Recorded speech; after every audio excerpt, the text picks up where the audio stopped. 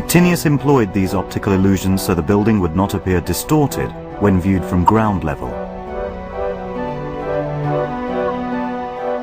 To stop the long sides of the building appearing to sag, Actinius made them rise up in the middle.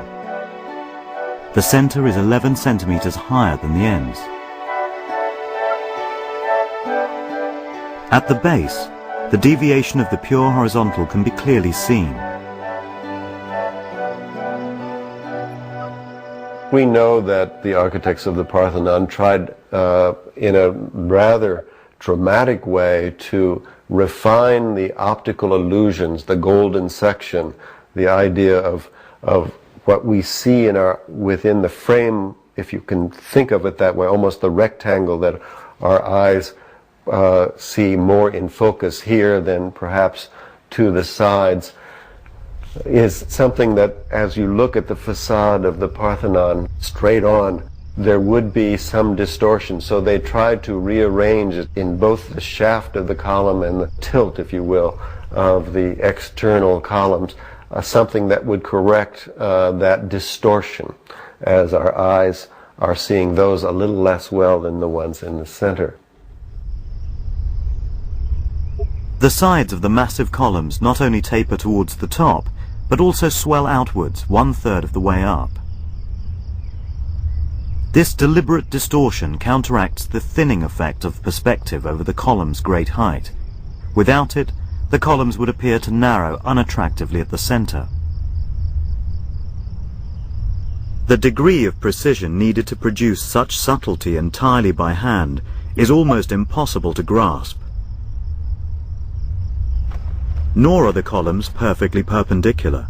They all slope imperceptibly inwards. If the facade were extended upwards 4,800 meters, its columns would eventually meet. The side columns are inclined even further, meeting at 2,400 meters.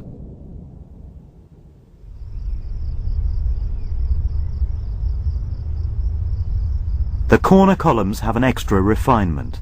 They're fractionally wider, the extra width compensating for the slimming effect of being silhouetted against the sky.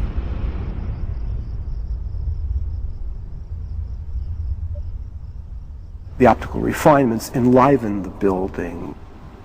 They create a tension between what we expect to see, perfectly straight lines, perfectly straight horizontals, and what we do see, swellings, curves.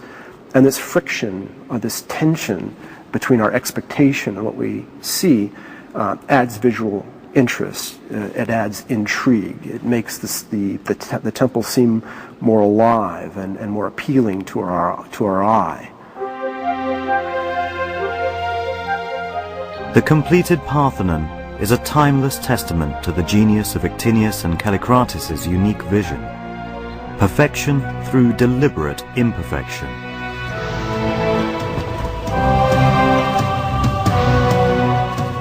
Yet it was the Erechtheion, not the Parthenon, that was the ultimate focus of the Panathenaian procession. The temple honored the city's mythological past and the diversity of different gods central to Greek religion.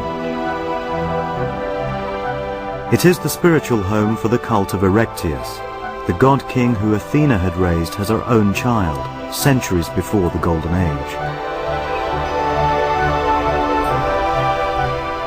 Built up from the ancient foundations of earlier temples, the Erechtheion was a unique place where the city's mortal history and divinity came together.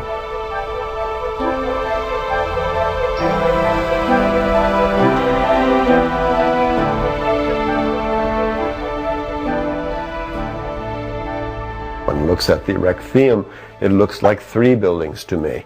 And for that I love it, because we are so criticized today when we see a modern object, and sometimes clients or cities or governments think that that object is perfect and never change it. Well, architecture has never worked that way. Architecture is elastic, it's plastic. It has a sense of growing and changing over time, and that's what one looks at in terms of the erechtheum, how marvelous it is, and you can't imagine it as a pure object. You have its pure object adjacent to it in the Parthenon. The unorthodox floor plan accommodates distinct areas of worship for different deities.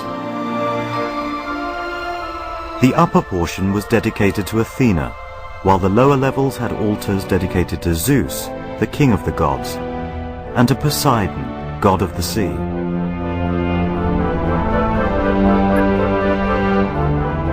Its majestic main entrance protected a stone believed to have been struck by Poseidon's trident.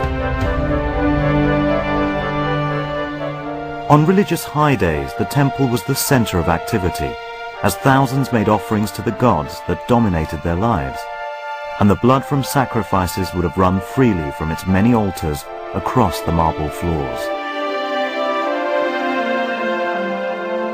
Its most sacred shrine housed the statue of Athena Polias, the guardian of the city. The ceremonial peplos was draped over this sacred statue as the concluding act of the Panathenaian festival. An Athena who was represented in the form of an olive wood statue that was so old that not even the Athenians themselves knew where it had come from, and said that it had fallen down from heaven.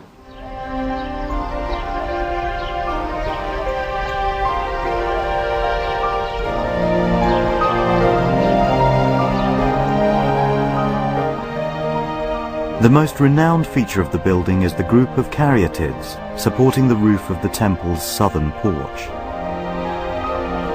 Roman art historian Vitruvius recorded that they represent enslaved priestesses from the island of Caryae, who had sided with the Persians during their war with Greece. Frozen in stone and facing in submission towards the Parthenon, the caryatids are a permanent reminder to future generations to be loyal to Athena and Athens. The sculptures are credited to Alcamenes, but in their exquisite detail and powerful storytelling is the guiding hand of Phidias, his tutor and undisputed genius of Greek sculpture. And it is with Phidias' own work that the sculptural significance of the Acropolis is fully realized.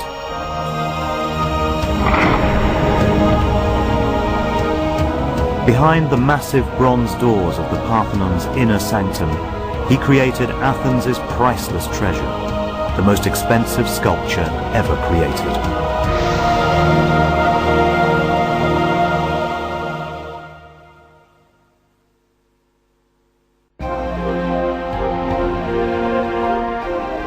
Today, the Parthenon dominates the ruins of the Acropolis. Its appearance as a classic Greek temple belies its real purpose. Behind massive bronze doors that protected its inner sanctum was the wealth of Athens. The colossal statue of Athena created by Phidias dominated the treasure room.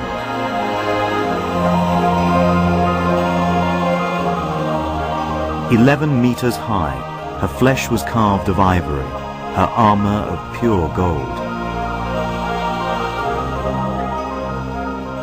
We're told in our sources that the amount of gold that was used for the statue alone amounted to 40 or 44 talents of gold. A talent is an ancient Athenian unit of measure, equivalent more or less to 57, 58 pounds. At today's gold prices, Athena's armor would be worth £8 million.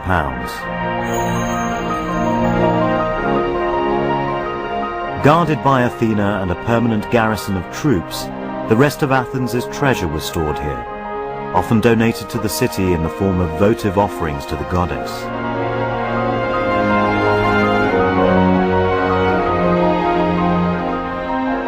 The giant statue has now been lost to history, along with the wealth that funded Pericles' grand ambition.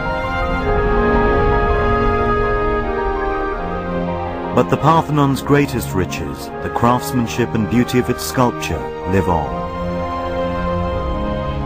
The Parthenon has been called a sculptor's temple, and I think that is a true characterization in many ways.